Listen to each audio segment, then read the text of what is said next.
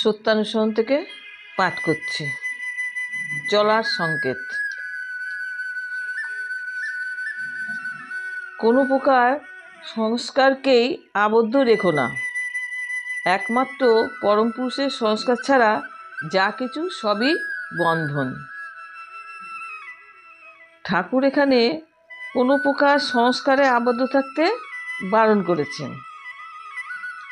তাহলে আমাদের দেখেন, আমাদের জন্ম থেকে আমরা কোনো না কোনো কিছু আমরা করে আসছি, জেনে আসছি, হ্যাঁ, সেটাই কিন্তু কোনো না কোনো সংস্কার থেকে আসছে।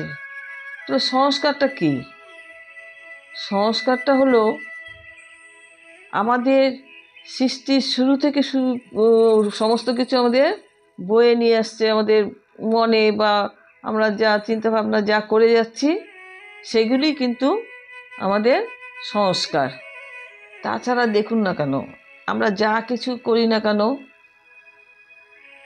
যেমন পূজা পাঠ, আচার অনুষ্ঠান, নিয়ম কানুন যাই করি না কেন, সেগুলো কিন্তু আমাদের সেই সংস্কার থেকেই আসছে। আবার ঠাকুরও কিন্তু আমাদের কি বলছেন, নিয়ম পালন করতে বলছে, তারপরে সব কিছু মেনে চলতে বলছে। তাহলে আমরা কোন দিকে যাব? ঠাকুরও বলছেন, আবার এদিকে সংস্কারটা ওটাতে আমাদের আবদ্ধ থাকতে বারণ করছেন। তাহলে ঠাকুর আবার বলছেন যে এই যে আমরা পূজা পাঠ, নিয়ম কানুন যা কিছু বলছি, এই সংস্কারগুলোকে সমস্ত কিছুর থেকে আমাদের কি করতে বলছে? বর্জন করতে বলছে। তাহলে একটা প্রশ্ন থেকে যায়, কেন আমাদের ঠাকুর এটা বর্জন করতে বলছেন? তাহলে আমাদের বিশেষভাবে আমাদের বুঝতে হবে, জানতে হবে যে ঠাকুর একজন হচ্ছে মুক্ত পুরুষ বা ব্রহ্মজ্ঞানী। তিনি কিন্তু যেসব কথা বলে গেছেন ওটা কিন্তু সাধারণ কথা নয়। একজন মুক্ত পুরুষ বা একজন ব্রহ্মজ্ঞানী, ওনারা যা কিছু বলে গেছেন, যা কিছু জগৎ সংসারের বন্ধনকে মুক্ত করার জন্য বলে গেছেন, বা বন্ধন থেকে মুক্ত করার জন্য আমাদের বলে গেছেন, বা আমাদের ব্রহ্মে পৌঁছানোর জন্যই, যাতে আমরা খুব সহজেই যেন আমরা ব্রহ্মে পৌঁছাতে পারি, তার জন্যই এনারা এইভাবে করে আমাদের বলে গেছেন বা বুঝিয়ে গেছেন। তাহলে এখন কি দেখা যাচ্ছে যে এইভাবে যে আমরা সংস্কারকে যে আমরা বা এই বন্ধন থেকে যে আমরা মুক্ত হব, কি করে সেটা আমরা মুক্ত হব?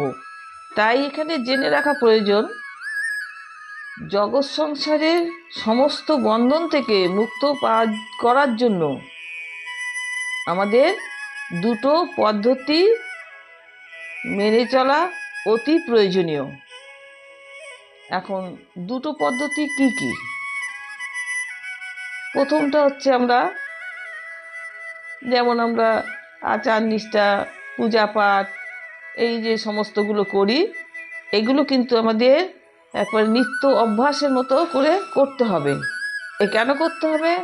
এটা হচ্ছে আমাদের মনকে শুদ্ধ করার জন্য, পবিত্র করার জন্য, আর শরীরকে সাত্ত্বিক করার জন্য। তাহলে এই যে পূজা পাঠ বা আচার অনুষ্ঠান, এগুলো কিন্তু আমাদের অভ্যাস করে নিতে হবে। প্রত্যেক দিন কিন্তু এগুলো আমাদের করে নিতে হবে। আর এইগুলো যখন আমরা ঠিকঠাক করে উঠতে পারবো, আস্তে আস্তে কিন্তু আমাদের মনটাও কিন্তু শুদ্ধ হবে বা পবিত্র হবে। আর যখনই নাকি আমাদের মন পবিত্র বা শুদ্ধ হবে, তখন কিন্তু আস্তে আস্তে আমাদের শরীরটাও কিন্তু সাত্ত্বিকের দিকে এগিয়ে যাবে। এইভাবে যদি আমরা প্রথম পর্যায়টাকে আমরা অভ্যাসগত করে নিতে পারি, তাহলে কিন্তু আমরা দ্বিতীয় পর্যায়ের জন্য আমরা সিদ্ধি লাভ করতে পারবো এবং দ্বিতীয় পর্যায়ে আমরা প্রবেশ করতে পারবো। তাহলে দ্বিতীয় পর্যায়টা কি? দ্বিতীয় পর্যায়টা হচ্ছে যে প্রথম পর্যায়ে যে নিয়ম কানুন যা কিছু ছিল, সেটা কিন্তু অটোমেটিকই কিন্তু আমাদের বর্জন হয়ে যাবে। তখন ঠাকুর পরম পুরুষ যেটা বলেছেন, বা তার সংস্কারেই কিন্তু, বা তার মতো করেই যেন আমরা নিজের মতো করেই তার কাছে আমরা পৌঁছাতে পারবো, বা তিনি যেইভাবে চলতে বলবেন আমরা কিন্তু সেইভাবেই তখন চলতে পারবো। তখন কিন্তু আর নিয়ম নিষ্ঠা আচার অনুষ্ঠানের কোনো চিন্তাভাবনা আমাদের কাজ করবে না। এইভাবেই আমরা ধীরে ধীরে ঠাকুরকে আমরা অনুভব করতে পারবো। তবেই অনুভব করতে পারলেই তবে আমরা মুক্তির পথে এগিয়ে যাব, বা সমস্ত বন্ধন থেকে আমরা বেরিয়ে আমরা আলোর দিকে এগিয়ে যেতে পারবো, এবং ঠাকুরকেও যেন আমরা তখন দর্শন করতে পারবো। ছোট একটা উদাহরণ দিয়ে বলছি। যেমন আমরা প্রথমে কি করি, আমরা যে কোনো পুজো করি না, প্রতিমা গড়ার জন্য কাঠামো তৈরি হয়, বা তাকে আমরা বাড়িতে নিয়ে এসে প্রতিষ্ঠা করি, ধুমধাম করে পূজা পার্বণ করা, যা কিছু করা সমস্ত কিছু করে আমরা তারপর আবার তাকে কি করি, যেই পুজো পার্বণ সমস্ত কিছু আমাদের সব হয়ে যায়, তারপরে আবার নিয়মিতভাবে তাকে আবার কি করি, আমরা বিসর্জন দিই। আর এটাও ঠিক তেমনই যে আমাদের যে প্রথম পর্যায়ে আমরা কি করলাম, নিয়ম নিষ্ঠা বা যা কিছু আমরা করলাম, করে আস্তে আস্তে আমরা মানে নিজেকে শুদ্ধ করলাম, পবিত্র করলাম, করে তারপরে সাত্ত্বিকের দিকে এগিয়ে গেলাম। তারপরে আমরা দ্বিতীয় পর্যায়ে আসলাম, দ্বিতীয় পর্যায়ে তখন কিন্তু আমরা এটাও কিন্তু আমরা সেই ওটাকে ত্যাগ করলাম। যেমন এখানে প্রতিমা আমরা বিসর্জন আমাদের দিতে হচ্ছে, এখানে প্রতিমাকে তো আমরা সবসময় আমরা ধরে রাখতে পারছি না। তাকে দেখেন আমরা পূজা পার্বণ করলাম, সব কিছু করলাম, কিন্তু তাকে আবার বিসর্জনও দিলাম। সেই রকম আমাদের ওটাকে ত্যাগ করে, প্রথম পর্যায়কে ত্যাগ করে আমরা দ্বিতীয় পর্যায়ে মানে সিদ্ধি লাভ করলাম, করে তারপর সেখানে ঠাকুরের সংস্কারে আবদ্ধ হয়ে তাকে অনুভব করে তখনই আমরা কিন্তু ঠাকুরকে আমরা অন্তরে দর্শন করতে পারি। আবার দেখুন, দীক্ষার ক্ষেত্রেও আপনারা চিন্তা করুন যে এটাও কিন্তু আমাদের স্টেপ বাই স্টেপ এগিয়ে যেতে হয়। কীরকম, ধরেন আগে আমরা দীক্ষা নিলাম, দীক্ষা নিয়ে ঠাকুর আমাদের যেসব নিয়মকানুন মেনে চলতে বলেছে বা পালন করতে বলেছে সেই মতো করে আমরা চলছি। তারপরেই কিন্তু আসছে আমাদের সেই দীক্ষার পরে সস্তনী, হ্যাঁ, এইরকম একটার পর একটা আমাদের স্টেপ বাই স্টেপ আমাদের এগিয়ে যেতে হয়। তারপর দেখুন, যারা আচার্য হন তারা কিন্তু অনেক নিয়ম কানুন থেকে অনেক ঊর্ধ্বে চলে যান, বা তারা কিন্তু অনেক সাত্ত্বিক গুণের অনেক ঊর্ধ্বে চলে যান। তারা কিন্তু আর তখন কোনো নিয়মকানুনের মধ্যে, বাধা নিষেধের মধ্যে থাকেন না। আবার দেখুন, শ্রী শ্রী ঠাকুর রামকৃষ্ণ পরমহংসদেবও কিন্তু তার মাকে মন থেকে ত্যাগ করেছিলেন। এই সংস্কারকে যদি আরও গভীরভাবে যদি আমরা বুঝতে চেষ্টা করি, তাহলে কিন্তু আমাদের কি করতে হবে, যে কর্মাশয়ের বিচার করতে হবে। তাহলে আমরা যা কিছু করি না কেন, যা কিছু ভাবি না কেন, সব কিছুই কিন্তু আমাদের কি হচ্ছে, সংস্কার থেকে আসে।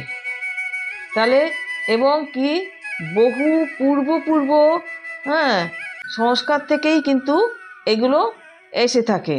আর সেইগুলো কি হচ্ছে, আমাদের ব্রেনের মানে আমাদের অবচেতন মনে আমাদের কিন্তু সেটা ব্রেনে থেকে যায়।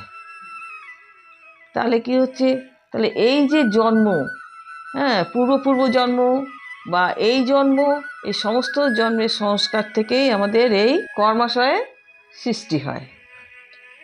আমাদের ভালো করে জেনে রাখতে হবে, এই যে কর্মাশয় উৎপন্ন হয়, এই কর্মাশয়ই কিন্তু আমাদের ব্রহ্মজ্ঞান বলুন বা মুক্তির পথে কিন্তু এরা প্রধান বাধা হয়ে যায়।